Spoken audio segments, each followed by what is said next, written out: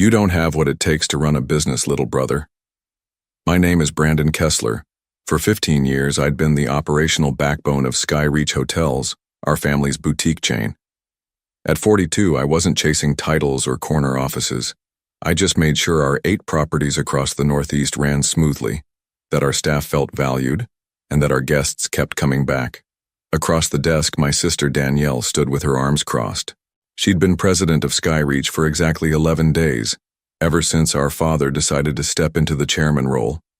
Her first executive decision was apparently getting rid of me. The board agrees we need fresh perspectives, she continued, watching as I emptied my desk drawer. We've hired a consultant from Marriott to handle your responsibilities. I nodded, keeping my face neutral. The board she mentioned was her, our father, and 2 of her business school friends she'd appointed last week. My sister had always been the face of the company, charming investors, speaking at industry conferences, taking credit for our growth. Meanwhile, I handled supplier negotiations, managed renovations, and built relationships with staff, the unglamorous work that kept us profitable. You'll get 6 months severance, she added, checking her watch. Human Resources has the paperwork ready. I placed my family photos in a box, careful not to let anything crack. The framed picture of our grandfather standing in front of our first hotel in Burlington, the one Danielle had never bothered to display in her office, went in last. Nothing to say, she prodded. Her perfect blazer matched her perfect manicure, not a hair out of place. I just smiled sarcastically. Good luck with the Westbrook renovation. Her eyes flashed with momentary panic. The Westbrook property was our largest, and its renovation was behind schedule and over budget. A problem she'd now have to solve without me. We'll manage just fine, she recovered. My consultant has turned around properties twice that size. I nodded again, picked up my box, and walked out without another word. 15 years of work, dismissed in a 15-minute meeting. What Danielle didn't know, or maybe had forgotten in her rush for control, was that 5 years ago our father had pulled me aside with advice that changed everything. Never put all your eggs in one basket, Brandon, he'd said. The hotel business is in our blood, but land is where the real value lies. It was advice I'd taken to heart, quietly making moves while my sister collected accolades and titles. As I drove away from our corporate office in Boston, I wasn't worried. I was patient, and patience would pay off when the lease renewals came due in just 3 months. I grew up watching my father build Skyreach Hotels from a single struggling property in Burlington, Vermont, into a respected regional chain. While Danielle shadowed him at industry events and investor meetings, I preferred following our maintenance staff through back hallways, learning how the buildings actually functioned. By 16, I could troubleshoot a malfunctioning HVAC system, or negotiate with linen suppliers as well as any adult on payroll. Your sister sees the big picture, my father would say, not unkindly. You see the details that make it possible. It was a balance that worked until it didn't. As our father aged, Danielle's ambition grew. She began bringing in consultants who produced glossy reports suggesting organizational restructuring, and she talked about national expansion, celebrity partnerships, and lifestyle branding. Sometimes I wondered if she actually remembered we were in the business of giving people a comfortable place to sleep. 5 years ago, when our father first mentioned stepping back, I saw the writing on the wall. During a routine review of our finances, I noticed our 3 most profitable properties, Burlington, Portland, and Westbrook, were all operating on land we leased rather than owned. The original owners had been elderly when we signed 99-year leases decades ago, and now their heirs were looking to sell. It's a vulnerability, I told my father over lunch at his favorite steakhouse. If someone buys that land and raises our rates, we're stuck. He nodded slowly. I've been meaning to address that. But with the new property in Providence taking all our capital, I could buy them, I said carefully. Personally. Then lease back to Skyreach at the same rates. Nah, my father studied me over his glasses. That would require significant personal investment, Brandon. I've been saving, I replied simply, and I believe in our company. The next day, he connected me with our bank. 3 months later, I owned the land under our 3 flagship hotels. The company remained the tenant with a 5-year preferential lease agreement that would need renewal. Does Danielle know about this arrangement? My father had asked as we signed the papers. It's all in the corporate documents, I said, but she doesn't read those unless she has to. He chuckled. Your sister sees the forest, you see the trees. Someday she'll understand how important that is. Now, driving home from my last day at Skyreach, I wondered if that day had finally arrived. I hadn't missed the subtle changes over the past year, Danielle excluding me from strategic meetings, questioning my budget requests, reassigning my best staff. The groundwork for my removal had been laid long before today's conversation. The morning after being fired, I woke at the same time as always, 5:30 a.m. For 15 years, I'd started my day reviewing overnight reports from our properties, addressing any issues before they could escalate. Today, my phone remained silent. No emergencies, no fires to put out, just silence. I made coffee and sat on my back porch overlooking Boston Harbor.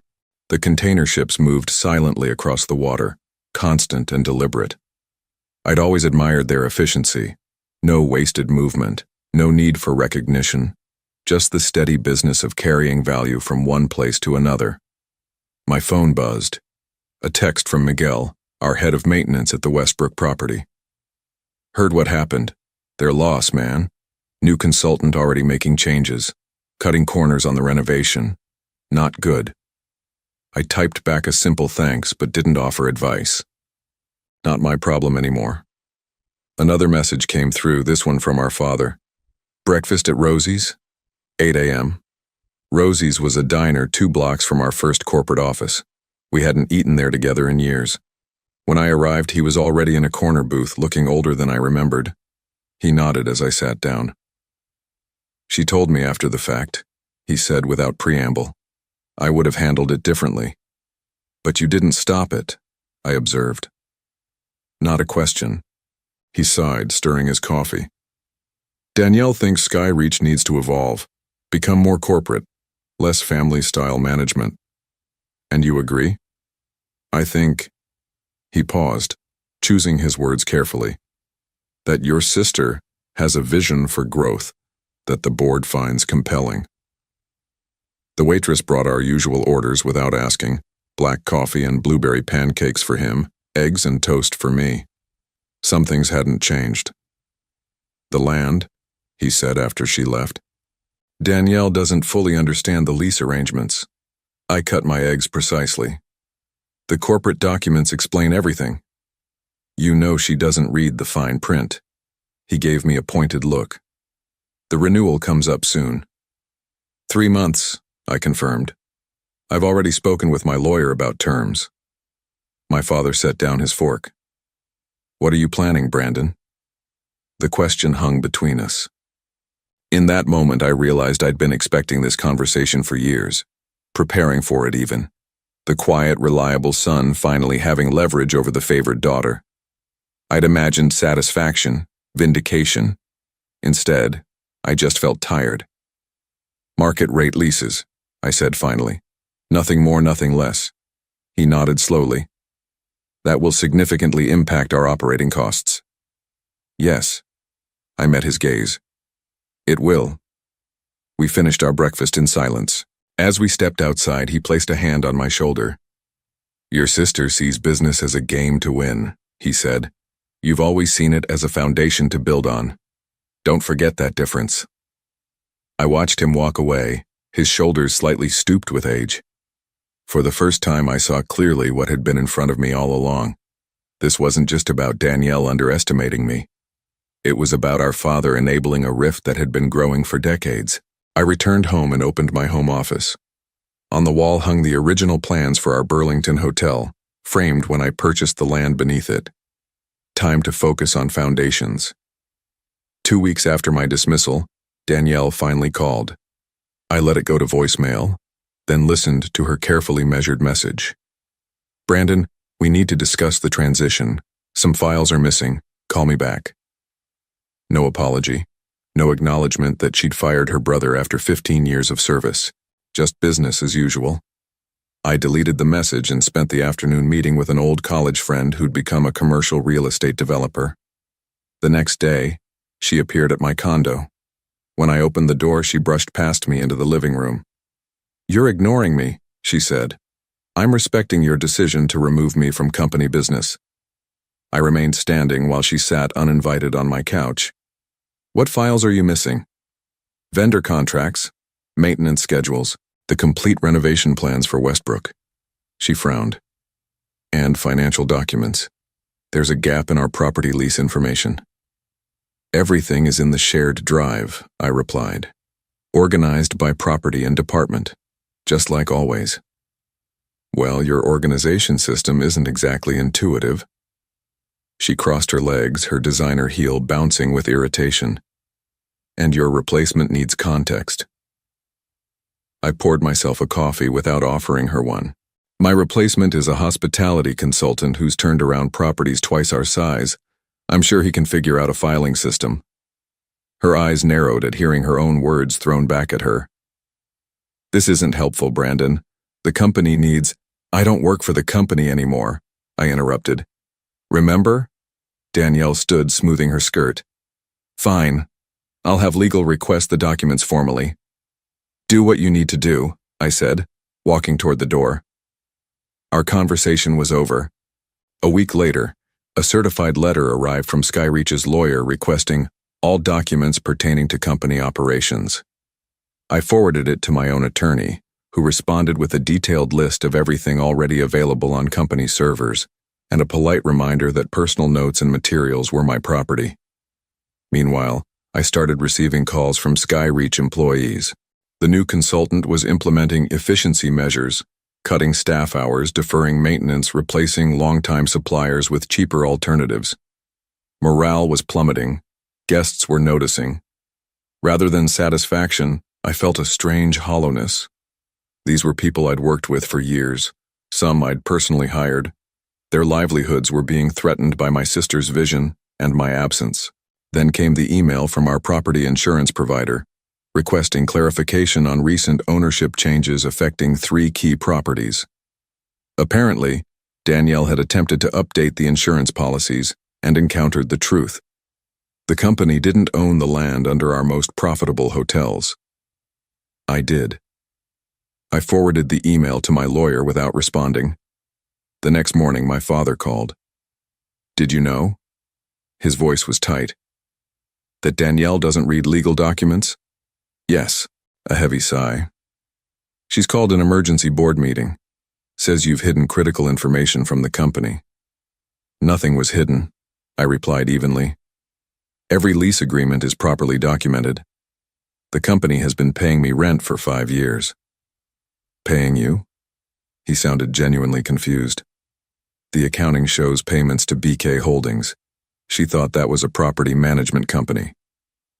BK Holdings. Brandon Kessler Holdings. My sister had been signing off on financial statements for years without realizing she was approving payments to her own brother. "The board meeting is tomorrow," my father continued. "You should be there." "I'm not on the board anymore," I reminded him. "Brandon." His voice softened. "This is still our family business." After we hung up, I sat at my desk, turning my grandfather's old hotel key between my fingers. The same key that opened the first property my father had transformed into Skyreach. Family business indeed. But families were supposed to look out for each other. My lawyer called an hour later. "Skyreach's attorneys are requesting information about lease renewals. How do you want to proceed?" I made my decision. Send them the new terms, market rate, no special considerations. The Westbrook Hotel stood 8 stories tall on the corner of Ocean Avenue, its large windows reflecting the morning light off Casco Bay. I'd personally overseen its renovation from a tired motor lodge into one of our most distinctive properties.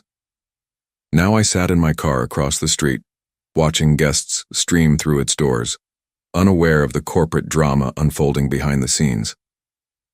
My phone buzzed with a text from Patricia, my lawyer. "They've received the new lease terms. Expecting a response today." I'd known the numbers would shock them. The below-market rates I'd offered 5 years ago had saved Skyreach nearly $2 million annually across the 3 properties. The new terms would eliminate that advantage entirely. As I watched, a familiar silver Mercedes pulled into the reserved parking spot near the entrance. Danielle. She wasn't supposed to be in Portland today. I sank lower in my seat as she strode into the building, phone pressed to her ear, gesturing emphatically. Curiosity got the better of me. I called Miguel. "Your sister's on the warpath," he answered without greeting. "Emergency inspection. Brought the new consultant too." "What are they looking for?" "Property documents, blueprints," said something about structural assessment. He lowered his voice. "Between us, I think they're trying to figure out if they can challenge your ownership claim." After thanking him, I drove to the Portland Public Records Office. Using my laptop, I pulled up the original deed transfers, property surveys, and lease agreements, all perfectly legal, all properly filed, as expected. What I didn't expect was what I found in the adjacent county records. A permit application filed 2 years ago by Danielle, using her married name. A development permit for a large-scale commercial property on undeveloped oceanfront land, just outside Portland city limits. I checked the business entity, Kessler Vision LLC, not Skyreach, a separate company entirely with my sister as the sole proprietor. Further digging revealed similar permits in Burlington and near our Westbrook property, all filed by the same LLC, all for competing hotel developments. The realization hit like a physical blow. While I'd been faithfully managing our family's hotels, Danielle had been planning to launch her own competing chain. She hadn't fired me because she thought I was incompetent. She'd fired me because I was in the way of her true ambitions. I called Patricia immediately. "I need you to look into a company called Kessler Vision LLC." 2 days later, we had the full picture. Danielle had been courting investors for her own luxury hotel brand for nearly 3 years. Her business plan, which Patricia had obtained through a contact, explicitly mentioned leveraging expertise and clientele developed at Skyreach and targeting the same markets where our most successful properties operated. The morning of the emergency board meeting, I received a call from an unexpected source, Vincent Ross, one of Danielle's business school friends who sat on our board. "I've seen the lease renewal terms," he said without preamble, "and I've heard rumors about Kessler Vision." "Not just rumors," I replied. A long pause. "I respected your father. That's why I joined this board." Another pause. "Danielle assured us you were stepping away voluntarily, that you wanted to explore other opportunities." "Did she mention her own other opportunities?" A heavy sigh. "No, that's why I'm calling." I heard papers shuffling. "The board meeting is at 2. I think you should know that Danielle is going to propose Skyreach sell the Westbrook, Burlington, and Portland properties. Says the lease terms make them unprofitable." The final piece clicked into place. She wanted Skyreach to sell the hotels so her new company could acquire them at distressed prices.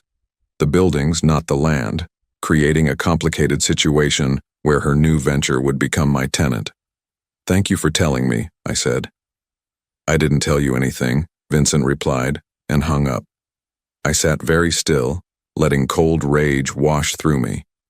This wasn't just business anymore. This was betrayal on a level I hadn't imagined. Instead of attending the board meeting, I flew to New York to meet with Julian Hayes, CEO of Commonwealth Hotels. We'd crossed paths at industry events over the years, and he'd once attempted to recruit me. At the time, I'd declined out of loyalty to my family's business. Now that loyalty felt misplaced. "Interesting timing," Julian remarked as we settled in his corner office overlooking Central Park. "I heard Skyreach is considering divesting some properties." News traveled fast in the hospitality world. 3 properties, I confirmed. Their most profitable ones. He leaned forward.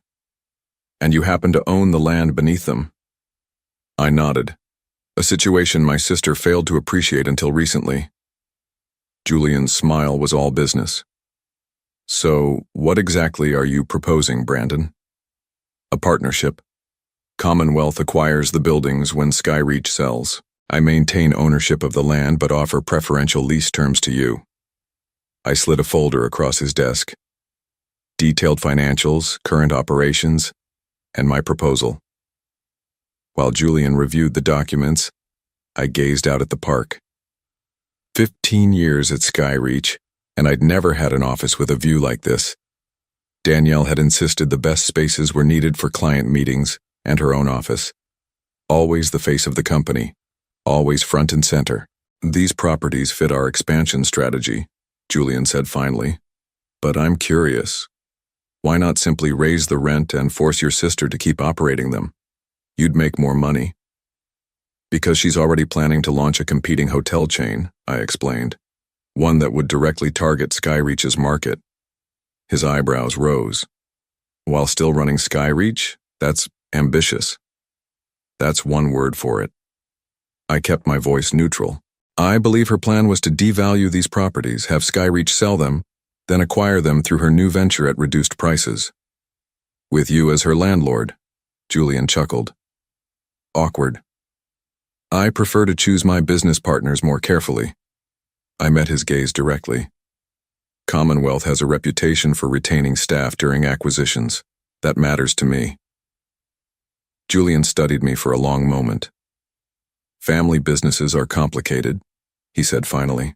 This isn't about family anymore, I replied. It's about doing the right thing for the people who built these hotels. 2 days later, Commonwealth's legal team began drafting acquisition proposals. Meanwhile, I contacted Miguel and other key staff members at the 3 properties, discreetly informing them of potential changes and assuring them their positions would be secure. The news broke faster than expected. A hospitality industry blog published a piece speculating about Skyreach's financial troubles and Commonwealth's interest in their prime locations. Danielle's response was immediate. A company-wide email denying any plans to sell properties and reaffirming Skyreach's strong market position. Then my father called, his voice weary. The board rejected her proposal to sell. Good, I said simply. She's furious. Says you're undermining the company. He paused. She found out about your meetings with Commonwealth. I remained silent. Brandon, he sighed. What are you trying to accomplish here? The question hung between us, heavier than he knew. What was I trying to accomplish? Revenge? Justice? Or something more fundamental? A reckoning long overdue? I'm protecting what I built, I answered finally. The same way you taught me. 3 weeks later, Skyreach's stock dropped 12% following a quarterly report showing declining revenue and increasing costs. The same day, I received a formal request from the board, minus Danielle, for a meeting to discuss strategic alternatives for challenged properties. My lawyer and Julian's team prepared for the meeting meticulously. When the day came, I walked into Skyreach's conference room for the first time since my dismissal. Danielle sat at the head of the table, face tight with barely controlled anger. Our father sat to her right, looking every bit his 70 years. Board members filled the remaining seats, their expressions carefully neutral. I took my place at the opposite end, opened my portfolio, and waited for them to make the first move. Let's be clear about what's happening here, Danielle began, her voice clipped. My brother is attempting a hostile takeover of the company our father built. Incorrect, I replied calmly. I'm simply exercising my rights as a property owner. Commonwealth Hotels is interested in acquiring buildings Skyreach no longer wishes to maintain, given the new lease terms. Vincent Ross cleared his throat. The board never approved selling those properties. The board was presented with misleading information, I countered, sliding folders to each member. These documents show that while serving as president of Skyreach, Danielle was simultaneously developing a competing hotel chain, targeting the same markets. The room went silent. My father's face drained of color as he opened his folder. This is absurd, Danielle sputtered. Kessler Vision is a consulting firm, not a hotel development company with permit applications in 3 cities where Skyreach operates, I finished for her, with a business plan explicitly stating its intention to leverage expertise and clientele developed at Skyreach. Our father turned to her, betrayal evident in his expression. Is this true? Her silence was answer enough. I continued. Commonwealth's offer exceeds market value for the properties. It includes guarantees to retain all current staff and honor existing customer commitments. I paused. Something Danielle's venture had no intention of doing. You've been planning this for years, she accused, voice shaking. Buying the land, waiting to spring your trap. No, I corrected. I bought the land to protect our family business. You're the one who decided I wasn't part of that family anymore. The board voted unanimously to accept Commonwealth's offer, with one abstention, our father, who sat motionless throughout the proceedings. As the meeting concluded, Danielle stormed out without a word. Vincent approached me afterward. The board will be requesting Danielle's resignation tomorrow, he said quietly. We'll need interim leadership while we restructure. I shook my head. That won't be me. I've made other arrangements. 1 year later, I stood on the rooftop terrace of the former Westbrook Hotel, now the flagship of Commonwealth's Northeast Collection. The property had been renamed the Harbor View, but much remained unchanged. Miguel still ran maintenance, most of the staff had stayed on, and guests still enjoyed the same ocean views that had made it special. Julian joined me, handing over a quarterly report. Revenue up 17% from last year. You were right about the local market potential. As consulting director for Commonwealth's regional properties, I worked primarily behind the scenes, negotiating with suppliers, mentoring staff, ensuring quality standards. No corner office, no power suits, no board politics. Just the work itself, which was all I'd ever wanted. Have you seen your father? Julian asked carefully. I nodded. Monthly dinners. He's adjusting to retirement. After the takeover, he'd stepped down from Skyreach entirely. The company still operated 5 properties, though none were performing as well as the ones Commonwealth had acquired. And your sister? Kessler Vision filed for bankruptcy protection last month. I said it without satisfaction or regret. Turns out hotel development requires more than ambition and a business degree. We stood in comfortable silence, watching boats navigate the harbor. Eventually, Julian left for another meeting, and I remained alone with my thoughts. My phone buzzed with a text from my father. Dinner tonight? Bringing the grandkids. I smiled and confirmed. My niece and nephew weren't responsible for their mother's actions, and I'd made sure my relationship with them remained intact throughout the corporate turmoil. As the sun began to set, I took one last look at the property. Not just the building, but the land beneath it. The foundation that made everything else possible. In the end, that's what Danielle had never understood. Success wasn't about who sat in the biggest office or who had the fanciest title. It was about creating something solid enough to weather any storm. I turned away from the view and headed downstairs. Time to prepare for dinner with family, the parts worth keeping anyway.